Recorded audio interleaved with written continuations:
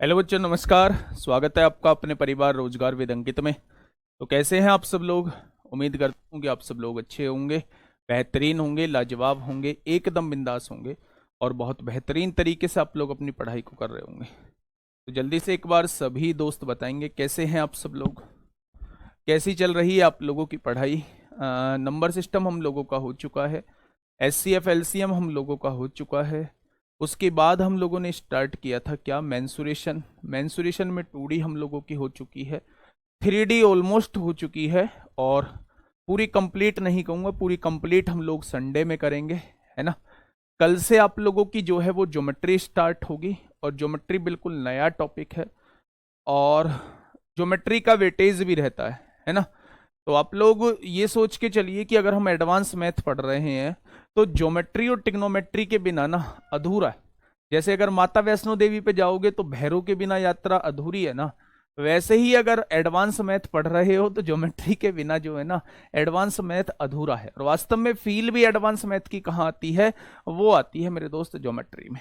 ठीक है, शानदार तरीके से पढ़ेंगे। कल जो है वो मैं लाइन एंगल से शुरुआत करूंगा, लाइन एंड एंगल शुरुआत करूंगा। बहुत बेसिक से चीजें हम लोग पढ़ते आ रहे हैं, आप भी देख रहे हो। बस मुझे थोड़ा सा जो सेटिस्फेक्शन नहीं मिला है वो मेंसुरेशन 2D और 3D के क्वेश्चंस में बहुत कम मतलब मामूली सा अभी रह गया है, जहां से मैं अनसेटिस्फाई महसूस कर रहा हूं। और अगर मैं अनसेटिस्फाई महसूस कर रहा हूं तो नो डाउट आप लोगों को भी दिक्कतें आ रही होंगी। लेकिन दोस्त मैं आप लोगों से एक वादा जरूर करता हूं कि वो दिक्कतें जो हैं पूरी तरीके से खत्म हो जाएंगी। प्री लेवल का क्वेश्चन तो खैर अभी भी नहीं बच रहा होगा, हम लोग मेंस की बात कर रहे हैं, उसे हम लोग संडे में नहीं बचने देंगे। ठीक है, संडे में स्पेशल क्लास लेके आ रहा हूं मेंसुरेशन की और केवल शुरुआत जो करूंगा वो क्वेश्चन से ही करूंगा।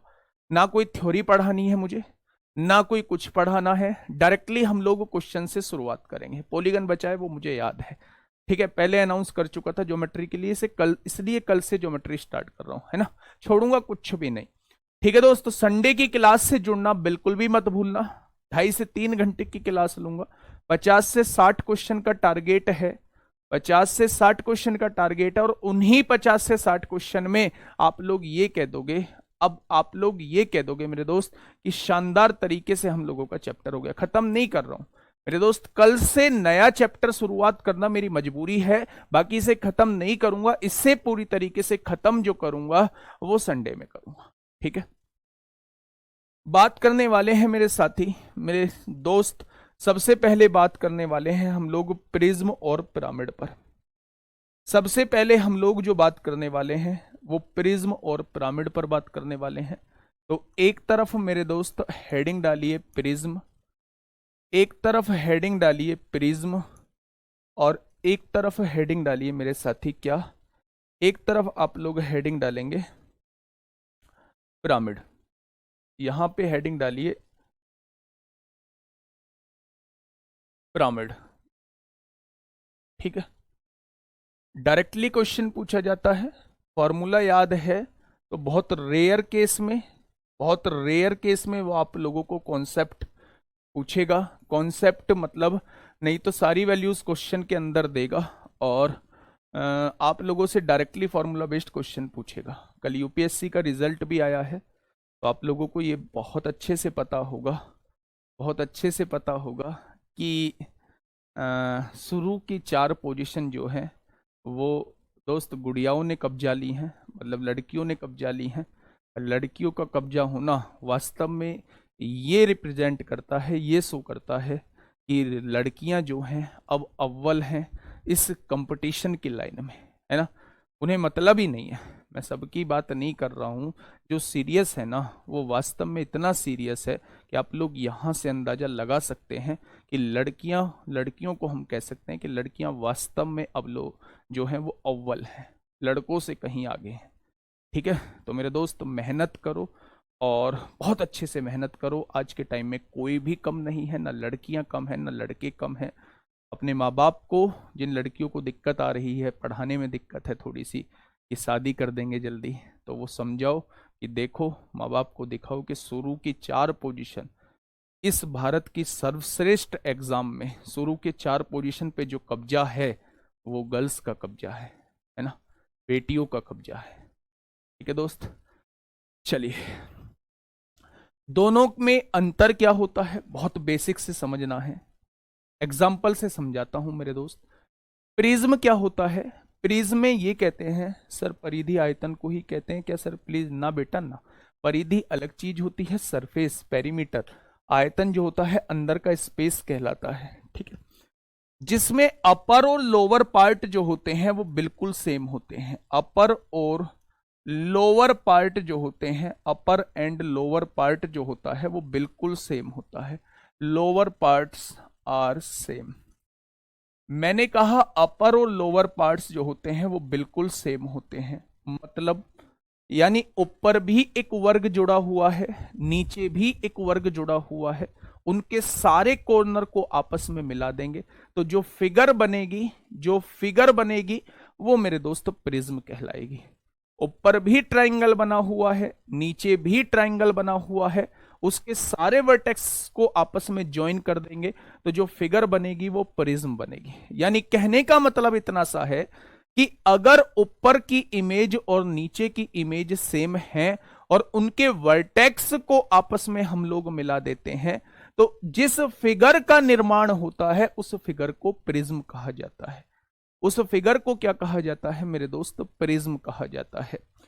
पिरामिड की बात करता हूं तो पिरामिड में एक बेस होता है, एक आधार होता है, आधार में वो आप लोगों को कुछ भी जोड़ सकता है। आधार में मेरे दोस्त मान लो उसने एक रेक्टेंगल या स्क्वायर जोड़ दिया और इसके सेंटर को, रेक्टेंगल के सेंटर या स्क्वायर के सेंटर को पकड़ के ऊपर खींचा तो यहां आ गया, इससे इसके सारे वर्टेक्स को ज्वाइन कर दिया, इससे इसके सारे वर्टेक्स को ज्वाइन कर दिया, यानी कुछ फिगर जो है वो इस तरीके से रहने वाली है। मान लो ये स्क्वायर है मेरे दोस्त, यहां से इसके बीच को पकड़ के ऐसे खींचा होगा तो ये तो बनाना पॉसिबल नहीं है, इसको ही जस्ट खींच के मैंने ये ऐसा कर दिया है। जब ये इसको खींच के ऐसा कर दिया है तो इस पॉइंट को इसके सारे वर्टेक्स से मिला दो तो जो फिगर हम लोगों की बन रही होगी मेरे दोस्त ये पिरामिड बन रही होगी। ये कैसी बन रही होगी, ये पिरामिड बन रही होगी। ट्राइंगुलर प्रिज्म है तो नीचे बेस जो होगा वो ट्राइंगल होगा। अगर स्क्वायर प्रिज्म है, नहीं स्क्वायर देखो, ट्राइंगुलर प्रिज्म है तो नीचे भी ट्राइंगल होगा ऊपर भी ट्राइंगल होगा, स्क्वायर प्रिज्म है तो नीचे भी स्क्वायर होगा ऊपर भी स्क्वायर होगा। ठीक है, तो याद रखना प्रिज्म के केस में अपर एंड लोअर पार्ट्स जो होते हैं, ऊपर का पार्ट और नीचे का पार्ट बिल्कुल सेम होते हैं, सारे वर्टेक्स को आपस में मिला देते हैं तो जो फिगर का निर्माण होता है वो प्रिज्म होता है। पिरामिड में क्या होता है, उसके सेंटर को पकड़ के जब आप ऊपर की तरफ खींचेंगे तो उसके पीक पॉइंट से सारे वर्टेक्स को ज्वाइन कर देंगे तो ये जो फिगर का निर्माण होगा ये पिरामिड का निर्माण होगा। क्या इसका कोई महत्व था? महत्व था, लेकिन बहुत पहले महत्व था इस फिगर का, अब इसका कोई महत्व नहीं है मेरे दोस्त। याद रखना, अगर मैं इसमें बात करता हूं, प्रिज्म तो बहुत आसान है, ये क्या कहलाती है, ये इस प्रिज्म की ऊंचाई कहलाती है, ये इस प्रिज्म की क्या कहलाती है, ये इस प्रिज्म की ऊंचाई कहलाती है। ये क्या कहलाती है मेरे दोस्त, ये जो है इस प्रिज्म की मेरे दोस्त, इसकी बात करो या इसकी बात करो, ये जो है ये तिर्यक ऊंचाई कहलाती है। ये क्या कहलाती है, ये तिर्यक ऊंचाई कहलाती है। और ये क्या कहलाती है, ये आर कहलाती है। ठीक है मेरे दोस्त, ये एच कहलाती है, ये एल कहलाती है और ये आर कहलाती है। ठीक है, तो ये जो है इसे रिप्रेजेंट करने का तरीका है, रिप्रेजेंट करके मैंने आप लोगों को दिखा दिया है। अब बात कि क्वेश्चन कैसा बनता है, तो मैं कुछ फॉर्मूले आपके सामने लिख रहा हूं मेरे दोस्त। जब भी आप लोगों से आयतन पूछा जाएगा, जब भी आप लोगों से आयतन पूछा जाएगा या वॉल्यूम पूछा जाएगा किसी भी प्रिज्म का, किसी भी प्रिज्म का पूछा जाएगा तो आप कहोगे आधार का क्षेत्रफल, यानी जो भी चीज आपकी आधार में जुड़ी हुई है, अगर वो ट्राइंगल जुड़ा हुआ है तो उस ट्राइंगल का क्षेत्रफल, अगर वो आधार में बेटा स्क्वायर जुड़ा हुआ है तो स्क्वायर का क्षेत्रफल, अगर रेक्टेंगल जुड़ा हुआ है तो रेक्टेंगल का क्षेत्रफल, जो भी चीज अगर आधार में ट्रेपेजियम जुड़ा हुआ है तो ट्रेपेजियम का क्षेत्रफल, यानी जो भी चीज आधार में जुड़ी हुई है उसका क्षेत्रफल निकालिए और उसकी मल्टीप्लाई जो है वो ऊंचाई में कर देंगे तो आपके पास किसी भी प्रिज्म का आयतन निकल के आ जाएगा। किसी भी प्रिज्म का आयतन निकल के आ जाएगा। अगर मैं बात करूं मेरे साथी, तो आप एक बार एग्जांपल लीजिए सिलेंडर को, ध्यान से सुनना। सिलेंडर भी जो होता है, जो हम लोग सिलेंडर यानी बेलन पढ़ के आए हैं, वो एक तरीके का क्या होता है, प्रिज्म होता है। अब जब हम प्रिज्म का आयतन निकालेंगे तो आधार का क्षेत्रफल, आधार में क्या जुड़ा हुआ है, एक ये रहा सर्कुलर पार्ट, लोअर पार्ट भी ऐसा ही है, अपर पार्ट भी सर्किल ही है। तो मेरे दोस्त क्या दोनों लोअर और अपर पार्ट बिल्कुल सेम है? तो इस फिगर को हम लोग कहते हैं प्रिज्म। इस फिगर को हम लोग क्या कहते हैं, इस फिगर को हम लोग कहते हैं प्रिज्म, जिसमें लोअर और अपर पार्ट सेम होते हैं और उन दोनों के वर्टेक्स को आपस में ज्वाइन कर दिया जाता है। तो ऐसी फिगर को कहा जाता है प्रिज्म। अब हमें इसका आयतन निकालना है, वॉल्यूम निकालना है, तो उसके आधार में कौन सी वस्तु जुड़ी है? तो आप कहोगे वृत्त जुड़ी है। तो वृत्त का क्षेत्रफल क्या होता है? पाई आर स्क्वायर होता है। और क्षेत्रफल में अगर ऊंचाई की गुणा कर देंगे, क्षेत्रफल में अगर ऊंचाई की गुणा कर देंगे तो यही तो आयतन हो जाएगा। क्या यही आयतन हम लोग उस बेलन का पढ़ के आए थे? तो जब मैंने आप लोगों को बताया था कि बेलन का आयतन कैसे पाई आर स्क्वायर एच आता है, ये मैं आप लोगों को प्रिज्म में बताऊंगा। तो ये आने का कारण ये है, पाई आर स्क्वायर एच, आधार में जो चीज जुड़ी हुई है, चाहे अगर यहां स्क्वायर जुड़ा होता तो स्क्वायर का एरिया ले रहे होते, अगर ट्रेपेजियम जुड़ा हुआ है तो ट्रेपेजियम का एरिया लेंगे, रोम्बस जुड़ा हुआ है तो रोम्बस का एरिया लेंगे। जो भी चीज आप लोगों की, जो भी 2D फिगर जो है आप लोगों की बेस में जुड़ी है, उसका एरिया लेके अगर हाइट में मल्टीप्लाई कर देते हैं तो वो आयतन बन जाएगा। ठीक है। हाँ, अगर मैं बात करता हूं मेरे दोस्त, परिमाप की बात करता हूं, मैं इसका पेरीमीटर की बात करता हूं, पेरीमीटर की बात करता हूं, नहीं, परिमाप तो होता ही नहीं है। कर्व्ड सरफेस एरिया की बात करता हूं। अगर 3D फिगर है तो इसके वक्र पृष्ठीय क्षेत्रफल की बात करता हूं कि वक्र पृष्ठीय क्षेत्रफल जो रहेगा वो मेरे साथी कितना रहेगा। तो याद रखना, आधार का परिमाप, जो भी चीज आधार में जुड़ी हुई है उसका परिमाप यानी पेरीमीटर निकाल दीजिए और उसकी गुणा जो है वो ऊंचाई में कर दीजिए। आधार का परिमाप गुणा ऊंचाई ही इसका क्या होता है मेरे दोस्त, कर्व्ड सरफेस एरिया होता है। देखो आधार में क्या जुड़ा हुआ है, बेलन क्या है, तो आप कहेंगे प्रिज्म है। तो आधार में क्या जुड़ा हुआ है, तो आप कहेंगे सर्किल है। तो सर्किल का पेरीमीटर क्या होता है, तो आप कहेंगे 2 पाई आर होता है। और अगर पेरीमीटर की गुणा ऊंचाई में कर दूंगा तो क्या बेटा 2 पाई आर एच इसका कर्व्ड सरफेस एरिया आ जाएगा। तो ये जो कर्व्ड सरफेस एरिया आया था वो यहां से निकल के आया था, वो यहां से निकल के आया था मेरे दोस्त। किसी भी प्रिज्म का अगर वक्र पृष्ठीय क्षेत्रफल निकालना है, कर्व्ड सरफेस एरिया निकालना है, तो वो कैसे निकलेगा, आधार का क्षेत्रफल गुणा ऊंचाई हो जाए,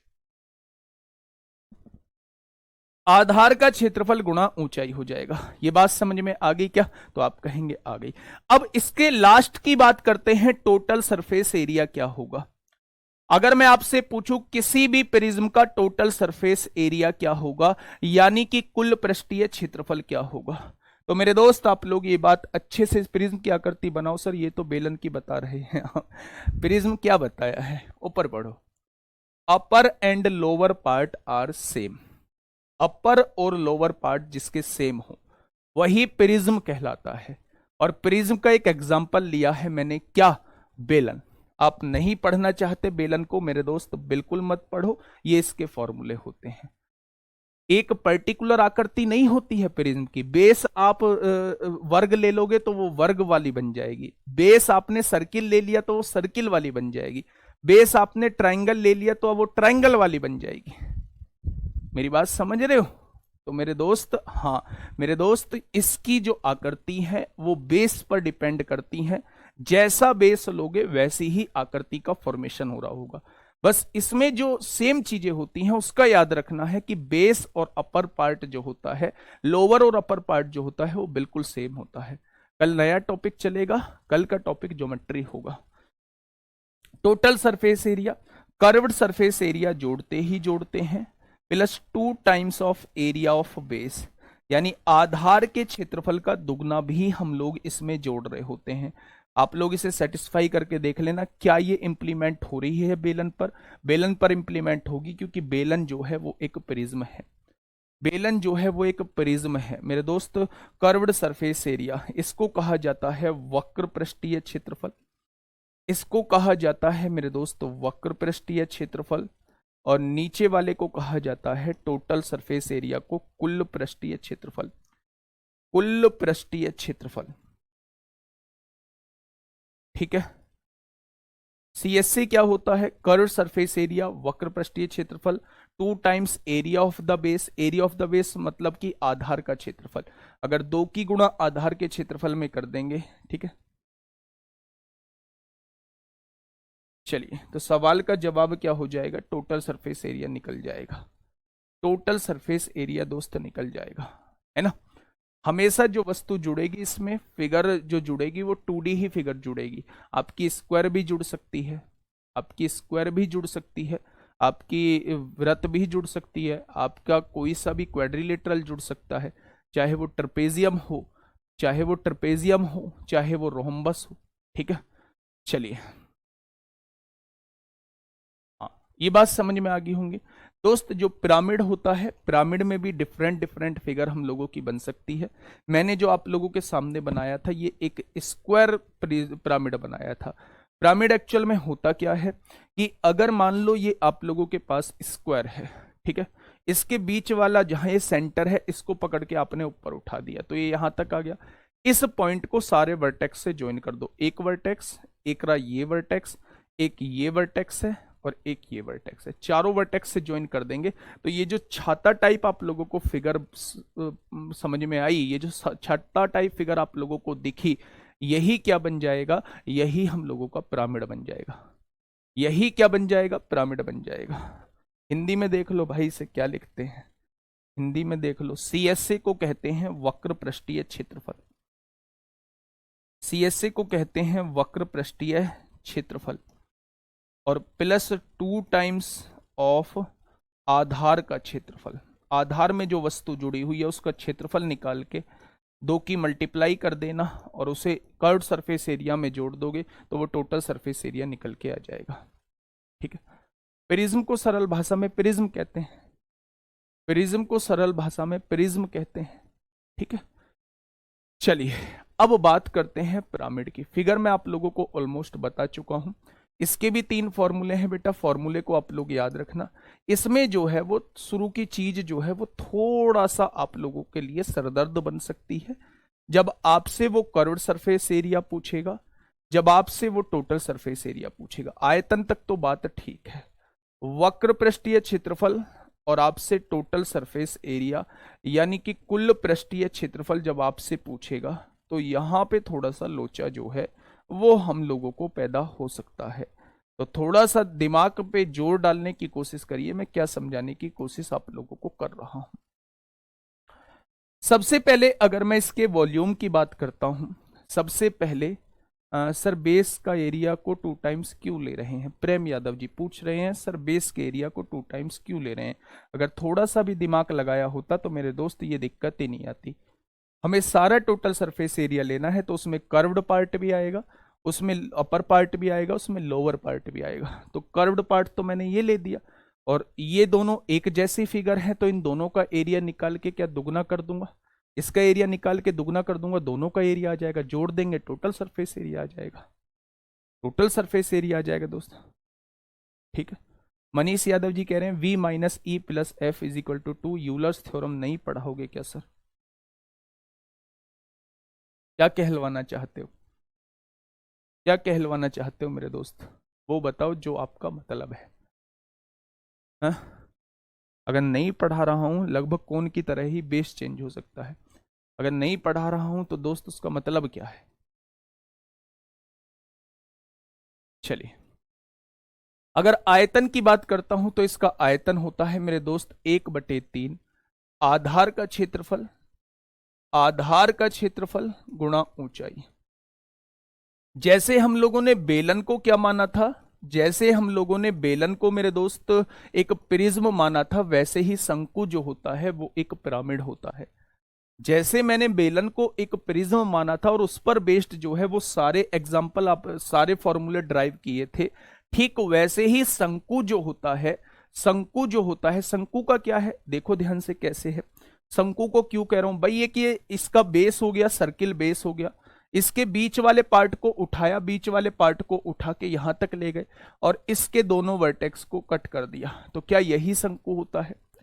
क्या यही शंकु होता है? तो इसलिए हम लोग कहते हैं कि शंकु जो होता है वो एक पिरामिड होता है। शंकु जो होता है ये एक पिरामिड होता है। तो इससे क्वेश्चन बनते हैं सर या नहीं? ये मोटिव है बेटा, क्वेश्चन नहीं है, क्वेश्चन नहीं बनते उससे। ठीक है, चलिए। तो अगर मैं यहां से बात करूं तो बेलन को मैंने प्रिज्म में काउंट किया था। अगर आराम से मेरी बात सुन लोगे ना तो मैं बेटा बोलता इतना हूं कि हर एक बात जो है वो दिमाग में सेट बैठ जाएगी। मैं चीजों का बखान नहीं करता, मैं गाता हुआ नहीं घूमता हूं कि मैं ये करा रहा हूं, मैं ये करा रहा हूं, मैं ये करा रहा हूं। लेकिन अगर आपने कोर्स लिया है तो मैं इतना बता दूं कि एक भी क्वेश्चन आपका छूटेगा नहीं, इस बात की गारंटी है। लेकिन शर्त मेरी ये है कि आपका एक एक पॉइंट मेरा बताया हुआ क्लियर होना चाहिए। ठीक है, तो आप यकीन रखिए ये फालतू के सवाल मत किया करिए। संडे मंडे सारे दिन क्लास लगाऊंगा, बेहतरीन कंटेंट आप लोगों को दूंगा। अभी तो ये थ्योरी पार्ट ये तो किसी भी किताब में मिल जाएगा, बात तो तब है जब क्वेश्चंस की प्रैक्टिस कराऊंगा। इसलिए सबसे ज्यादा इंपोर्टेंट जो है वो आपकी संडे की क्लास। एक कह रहा जी एरिया ऑफ बेस का फॉर्मूला क्या होगा? भैया जो भी चीज जुड़ा होगा एरिया, अगर मैं आपसे कहूं स्क्वायर जुड़ा हुआ है आधार में तो स्क्वायर का एरिया क्या होता है? साइड का स्क्वायर। अगर मैं कहूं राइट एंगल ट्राइंगल जुड़ा हुआ है बेस में तो आप कहेंगे 1/2 बेस इंटू हाइट होता है। अगर मैं कहूं नीचे बेस में ट्रेपेजियम जुड़ा हुआ है तो आप कहेंगे 1/2 sum of its parallel side into height होता है। मैं कहूं रोम्बस जुड़ा हुआ है बेस में तो आप कहेंगे 1/2 d1 इंटू d2 होता है।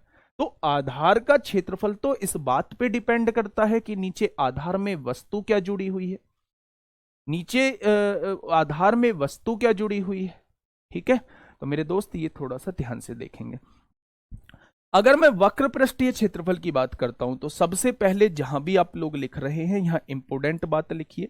यहां ये इंपोर्टेंट है, दोनों ही चीज इंपोर्टेंट है। फिगर के हिसाब से डिसाइड करते हैं कि यहां पे एल जो है वो कितना निकल के आएगा। मेरे दोस्त वक्र पृष्ठीय क्षेत्रफल की जब भी बात होगी तो फॉर्मूला एक दिमाग में सेट रखिए। 1/2 आधार का परिमाप यानी कि perimeter of the base into slant height होता है, इंटू एल होता है, यानी स्लैंट हाइट होता है। इंपोर्टेंट फॉर्मूला होता है और सबसे मुश्किल टास्क जो होता है वो ये एल होता है। एल कैसे क्वेश्चन में निकाला जाए ये हम लोगों के लिए ज्यादा मैटर करता है। ठीक है, वो बताऊंगा, अलग अलग फिगर में बताऊंगा एल कैसे निकालना होता है। अभी के लिए बस केवल आप लोग इसका फॉर्मूला याद रखेंगे। ठीक है कुल पृष्ठीय क्षेत्रफल में क्या होगा? कर्व्ड सरफेस एरिया हो जाएगा यानी ये वाला, plus area of the base हो जाएगा, यानी आधार में जो भी चीज जुड़ी हुई है उसके एरिया को जोड़ देना तो आपके पास टोटल सरफेस एरिया निकल के आ जाएगा। अगर मैं इसकी हिंदी की बात करता हूं तो कर्व्ड सरफेस एरिया का मतलब होता है वक्र पृष्ठीय क्षेत्रफल आप लोगों को निकालना होगा और उसमें आधार का क्षेत्रफल जो है वो जोड़ना होगा, प्लस आधार का क्षेत्रफल जो है वो मेरे दोस्त जोड़ना होगा। अब एक बार ध्यान से प्यार भरी निगाहों से इन सारे फॉर्मूलेस को एक बार देखेंगे। और ये जो होता है इसमें जो मैंने एग्जाम्पल के तौर पे लिया है वो मेरे दोस्त सिलेंडर लिया है, एग्जाम्पल के तौर पे सिलेंडर लिया है क्योंकि इसका अपर और लोअर पार्ट सेम होता है। और इसमें जो एग्जाम्पल के तौर पे लिया है वो मैंने कौन लिया है। सारे फॉर्मूले कौन और सिलेंडर के यहां से सेटिस्फाई हो जाएंगे, प्रूव हो जाएंगे। अब दोस्त आप ये देखो कि इसमें क्या कोई दिक्कत है? जल्दी से बताओ, इसमें यह देख के बताओ कि इसमें क्या कोई दिक्कत है? हम लोग क्वेश्चन की तरफ मूव कर सकते हैं क्या? क्वेश्चन की तरफ मूव कर सकते हैं? फटाफट बताइए।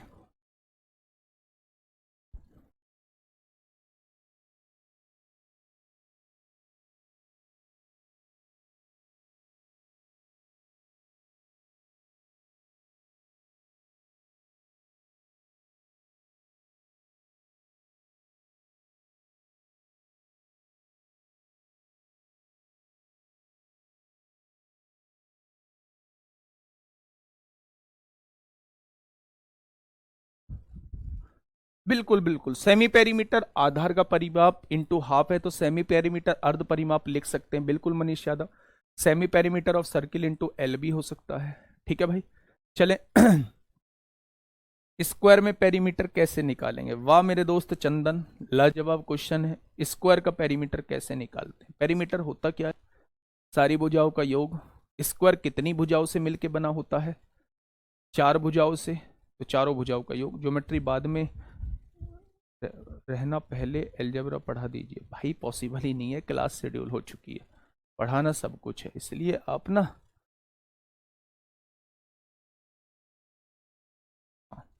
चलिए